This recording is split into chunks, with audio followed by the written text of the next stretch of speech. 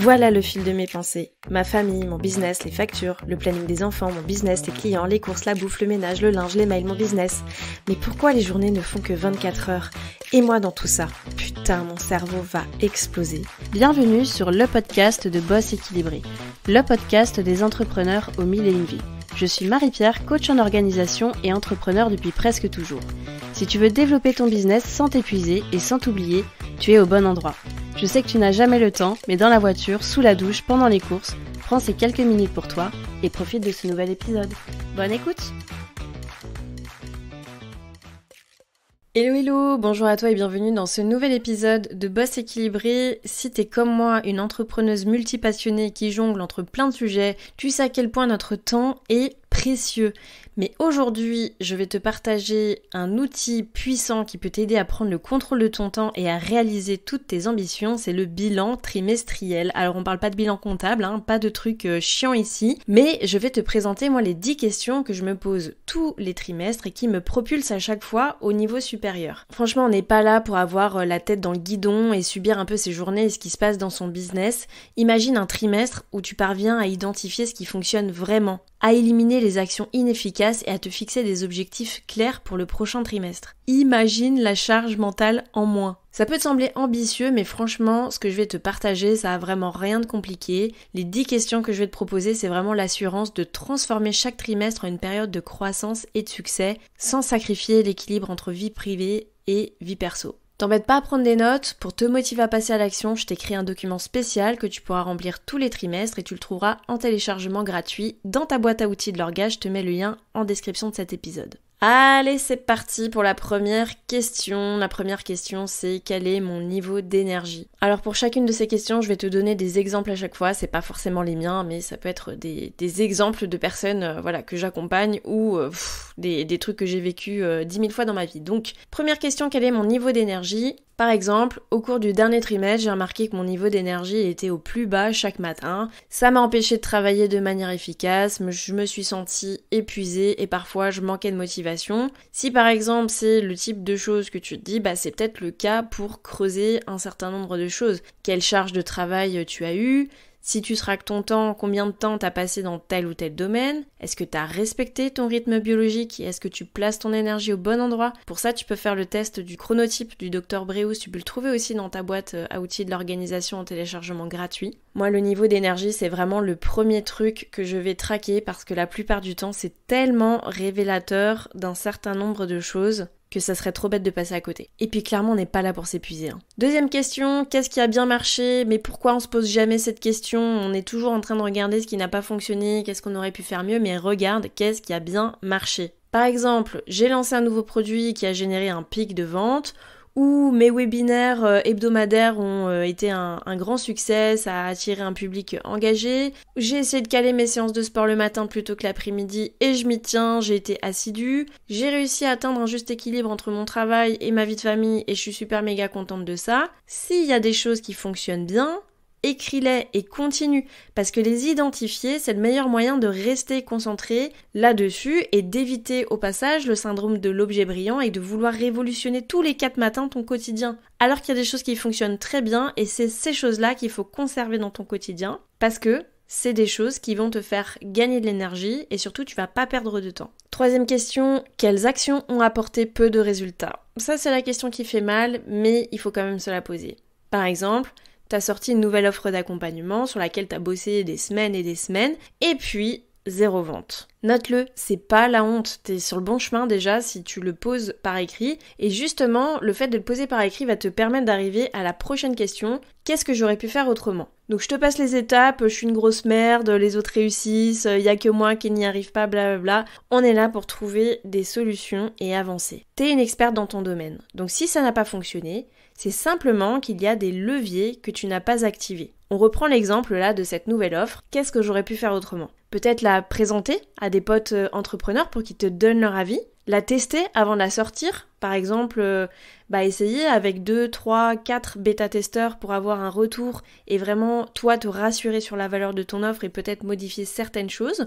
Ou aussi utiliser des mots ou des expressions de tes clients idéaux. Ça peut être aussi, au lieu de me concentrer sur les réseaux sociaux, peut-être que j'aurais pu chercher à développer davantage cette offre en réseau présentiel parce que je suis bonne là-dedans, j'aime bien ça. Ou tout simplement en parler. En parler parce que quand tu vas faire cette introspection-là, tu vas te rendre compte que finalement, tu avais l'impression de faire que en parler et puis au final, tu en as peut-être parlé 3 fois en 1 mois et c'est clairement pas suffisant pour pouvoir vendre cette offre. Prochaine question, sur quoi j'ai procrastiné et pourquoi ? On adore. Par exemple, j'ai procrastiné sur... Alors là, moi je te parle de moi. J'ai procrastiné sur la mise en place d'un nouveau système de vente. Je sais qu'aujourd'hui, mon système de vente, il n'est pas adapté au flux que je souhaiterais avoir. Je sais absolument que je dois le faire, je connais toutes les étapes par lesquelles je dois passer pour mettre ça en place, mais je l'ai pas fait. Alors je vais me poser la question pourquoi je l'ai pas fait. Je l'ai pas fait parce que ça implique de changer certains de mes outils, et déteste revenir sur des choses que j'ai mises en place. J'ai la flemme de faire ça, c'est pas dans ma zone de génie. Bon, bref, tu l'as compris, ça me fait chier de faire ça. Mais qu'est-ce que j'en tire comme leçon ? Ça doit absolument être fait parce que c'est au service d'un de mes objectifs. Donc il faut absolument que je me fixe une deadline, une date de réalisation, sinon ça sera jamais fait. Ensuite, si c'est ton cas, écris bien tout le process à mettre en place et peut-être fais-toi aider en déléguant certaines choses. Moi en tout cas c'est ce que je vais faire parce que je sais que ces choses-là vont me pomper de l'énergie et donc j'ai pas du tout envie de ça. Autre question, de quoi je suis la plus fière ? Je suis incroyablement fière d'avoir réussi à gérer mon emploi du temps chargé tout en passant du temps de qualité avec ma famille. Je sais que c'est un équilibre difficile à trouver, mais j'y suis parvenue. Je suis fière d'avoir fait mon premier live Insta alors que j'en avais une peur bleue. Je suis fière d'avoir classé toutes les photos de mon téléphone alors que je procrastinais depuis des mois et des mois. Ça, j'aimerais bien le dire parce que c'est un truc que je dois faire et que j'ai pas fait. Bref, de quoi je suis la plus fière. C'est tellement important là que tu notes et que tu actes toutes ces choses qui te donnent l'impression d'avancer. Ensuite, on rentre un peu dans le vif du sujet. Je vais te balancer un mot que peut-être tu n'aimes pas, mais bon, on n'est pas là pour enfiler des perles. Quel est mon objectif du prochain trimestre ? Attention, un objectif, c'est pas un projet. Je te donne un objectif chiffré parce que c'est plus facile à comprendre et à intégrer. Par exemple, pour le prochain trimestre, je veux faire 15 000 € de chiffre d'affaires avant fin décembre, ça c'est un objectif. Je veux attribuer X heures dans ma semaine pour développer mon business en plus de mon job salarié, ça c'est un objectif. Je veux développer l'audience de mon podcast et monter les écoutes à X écoutes par mois tous les mois, ça c'est un objectif. Franchement, quand on n'a pas d'objectif, on peut pas mettre de plan d'action en place. Donc, on pose ça sur papier et pitié ne met pas 50 objectifs parce que un seul objectif implique bien souvent plusieurs actions qui peuvent être de vrais projets et justement, on passe à la question suivante. Quelles actions je vais mettre en place pour soutenir cet objectif ? Alors ça, c'est toujours une découverte pour mes coachés dans mon programme GPS Business. C'est que bien souvent, elles ont la notion globale d'objectif, mais la plupart du temps, c'est tout confondu avec la notion de projet, de tâche, de to-do, enfin bref, c'est le bordel. Donc je pourrais t'en parler des heures, mais je veux juste te dire que si par exemple ton objectif, on revient sur le précédent que je t'ai mis en exemple, c'est de faire 15 000 € de chiffre d'affaires au dernier trimestre, tu vas devoir te poser la question de qu'est-ce que je vais mettre en place pour y arriver. Et ça, pour moi, ce sont des projets. Pour soutenir mon objectif de gagner 15 000 € sur le prochain trimestre, je veux vendre X accompagnement. Pour vendre X accompagnement, je dois absolument refaire la présentation de mon offre. Je dois communiquer et mettre en place dans mon agenda les moments forts du lancement de mon offre, etc., etc. Donc, bien réfléchir à tout ça, parce que si tu poses pas les choses vraiment sur papier, toutes les actions que tu vas devoir mener pour arriver à ton objectif, c'est là que tu vas avoir la tête dans le guidon.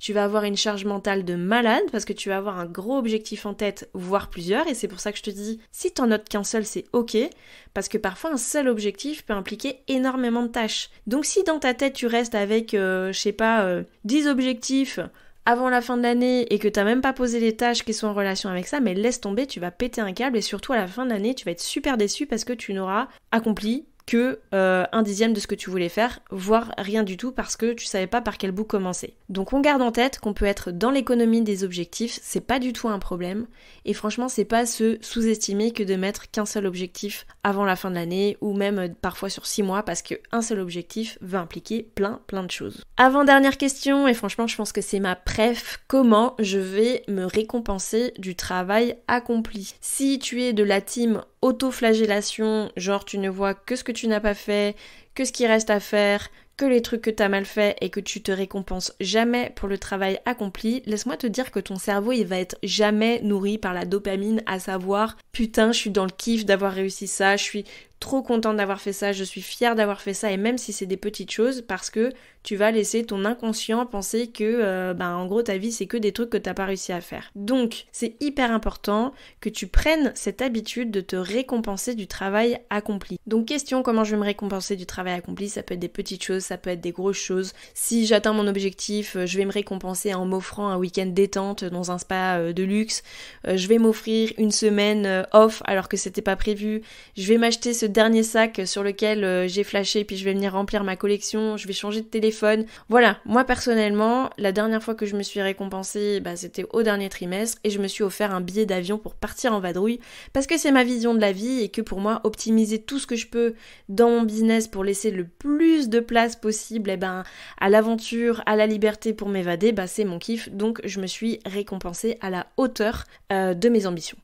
Dernière question, quel enseignement j'ai tiré de ce trimestre? Bon là c'est un peu le bilan du bilan quoi, il s'agit vraiment d'être honnête envers toi. Est-ce que j'en ai trop fait et je me suis crevée? Est-ce que j'en ai pas fait assez par rapport à mes ambitions et mes objectifs? Voilà, tu vas pouvoir peut-être faire des constats comme je veux absolument investir dans telle formation pour monter en compétences, ou j'ai besoin de me faire accompagner pour passer un palier, j'ai besoin de déléguer, j'ai besoin de stopper peut-être cette offre qui me bouffe toute mon énergie, j'ai besoin d'aller davantage sur le terrain parce que je kiffe. Bref, toutes les analyses sont constructives, il n'y a pas de bonne ou de mauvaise réponse et faire ce bilan du trimestre, ça va te permettre de te rendre compte de certaines choses et surtout de te guider sur la projection de ton trimestre suivant et ça en toute tranquillité sans même que tu t'en rendes compte. Donc voilà pour ces 10 questions que moi j'implémente vraiment à chaque trimestre, c'est vraiment essentiel pour mon développement, voir ce qui a fonctionné, ce qui a moins bien fonctionné, mes axes d'amélioration et surtout voir que je fais du chemin parce que c'est vraiment un kiff de les relire ces bilans trimestriels parce que tu te rends compte aussi de tout ce que tu mets en place et du chemin accompli et ça c'est pas rien. Donc pour commencer, je t'encourage vraiment à faire ces bilans tous les 3 mois et après tu pourras même en faire tous les mois, tu verras, ça deviendra de plus en plus facile dans l'exercice. Je te rappelle que je t'ai créé une ressource gratuite pour pouvoir le faire toi-même de ton côté chez toi.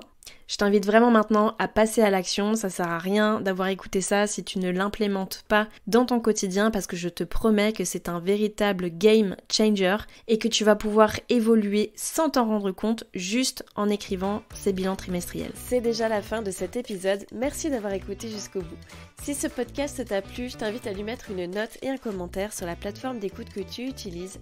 De 1, ça permettra de le faire connaître et de 2, ça me fera un immense plaisir de te lire. En tout cas, un grand merci de ton temps et de ta contribution, c'est grâce à toi que je peux continuer à faire vivre ce podcast. Je te dis à la semaine prochaine pour un nouvel épisode de Boss Équilibré.